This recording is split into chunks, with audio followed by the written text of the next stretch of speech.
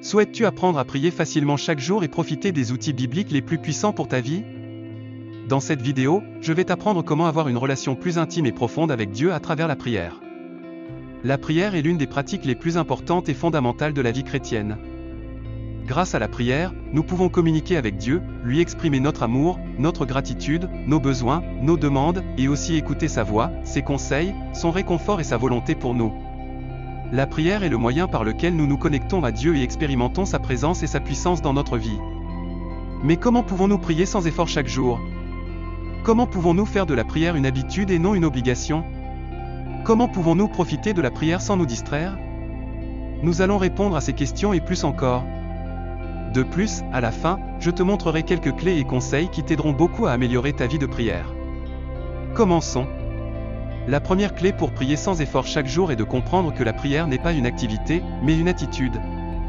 Souvent, nous pensons que la prière est quelque chose que nous faisons à un moment et un endroit spécifique, comme le matin, le soir ou à l'église, et c'est bien.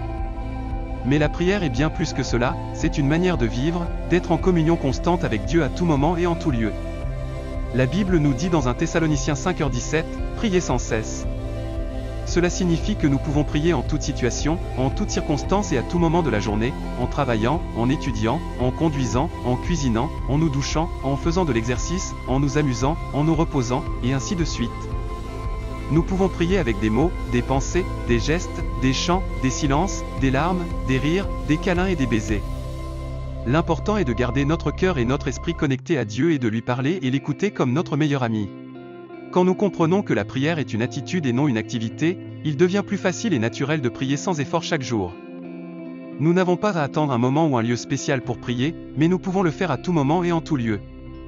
Nous n'avons pas à nous sentir coupables ou frustrés si nous ne pouvons pas consacrer beaucoup de temps à la prière, mais nous pouvons profiter de chaque opportunité que nous avons pour prier. Nous n'avons pas à suivre une méthode ou une formule pour prier, mais nous pouvons le faire de la manière qui nous convient le mieux et que nous aimons le plus. La seule chose que nous devons faire est d'être conscients de la présence de Dieu dans notre vie et de converser avec lui comme nous le ferions avec un ami. Mais comment pouvons-nous être conscients de la présence de Dieu dans notre vie? Comment pouvons-nous nous rappeler que Dieu est avec nous et qu'il veut que nous lui parlions et l'écoutions? C'est là que les outils bibliques les plus puissants pour notre prière entrent en jeu. Ces outils sont des ressources que Dieu nous a données dans sa parole pour que nous puissions prier de manière plus efficace et puissante. Ils sont les suivants. Premièrement, la louange est l'expression de l'admiration et de l'approbation envers Dieu pour sa grandeur, sa bonté et ses œuvres. La louange reconnaît la gloire de Dieu en elle-même et l'exalte. C'est une manière d'adorer Dieu et d'honorer son nom. La louange peut être individuelle ou collective, verbale ou musicale, spontanée ou liturgique. Un exemple de louange est le psaume 150, qui nous invite à louer Dieu de tout notre être et avec divers instruments musicaux pour ses œuvres merveilleuses et sa majesté. Deuxièmement, l'action de grâce est la reconnaissance des dons que Dieu nous a donnés et la réponse de gratitude que nous lui offrons. C'est une manière de reconnaître la bonté et la générosité de Dieu et d'exprimer notre joie et notre satisfaction. L'action de grâce peut être pour des motifs généraux ou spécifiques, pour des bienfaits passés, présents ou futurs, pour nous-mêmes ou pour les autres. Un exemple d'action de grâce est celui de Paul, qui remercie Dieu pour les frères de l'église de Philippe pour leur communion et leur collaboration dans l'œuvre du Seigneur, Philippiens 1, 3-5. Troisièmement, la confession est la reconnaissance de nos péchés devant Dieu et le repentir sincère de ceux-ci. Elle implique également la résolution d'amendements et la disposition à recevoir le pardon de Dieu et la réconciliation avec lui et avec les autres. La confession est une manière de nous humilier devant Dieu et d'admettre notre culpabilité et notre besoin de sa grâce. Un exemple de confession est celui du psalmiste dans le psaume 51, 1-4, qui demande à Dieu compassion et purification, reconnaissant son péché et son besoin de pardon. Quatrièmement, la demande est l'expression de nos besoins et désirs devant Dieu, en se fiant à son pouvoir et à sa volonté pour les accorder.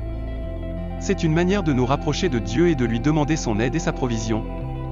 Un exemple de demande est celui de Jésus dans Luc 22h42, qui demande à son Père de le délivrer de la souffrance de la croix, mais se soumet en même temps à son plan et à son but.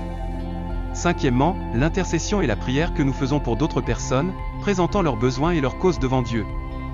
C'est une manière d'aimer notre prochain et de participer à l'œuvre de Dieu. Un exemple d'intercession est celui d'Abraham dans Genèse 18, 23-25, qui intercède pour la ville de Sodome, demandant à Dieu de la pardonner s'il y a quelque juste en elle. Sixièmement, la méditation est la réflexion et l'analyse de la parole de Dieu et de ses œuvres, cherchant à comprendre leur signification et leur application à notre vie. C'est une manière d'écouter Dieu et de approfondir notre connaissance de lui. Un exemple de méditation est celui de Josué 1h08, qui reçoit le commandement de méditer sur la loi de Dieu pour l'obéir et prospérer dans sa mission. Septièmement, la lecture biblique est l'acte de lire et d'écouter la parole de Dieu, reconnaissant son autorité et son inspiration divine. C'est une manière de nourrir notre foi et de recevoir l'instruction et la correction de Dieu. Un exemple de lecture biblique est celui des Béréens dans Actes 17h11, qui reçoivent le message de Paul avec intérêt, mais le confrontent aussi aux Écritures pour vérifier sa véracité. Huitièmement, la mémorisation biblique est l'acte de garder et de rappeler la parole de Dieu dans notre cœur et notre esprit pour l'avoir toujours présente et l'appliquer à notre vie. C'est une manière de renforcer notre esprit et de résister à la tentation et à la tromperie. Un exemple de mémorisation biblique est celui du psalmiste dans le psaume 119, 11, qui garde la parole de Dieu dans son cœur pour ne pas pécher contre lui. Neuvièmement, la déclaration biblique est l'acte de proclamer et d'affirmer la parole de Dieu avec notre bouche, reconnaissant sa vérité et son pouvoir. C'est une manière de confesser notre foi et de déclarer les promesses et les objectifs de Dieu pour notre vie.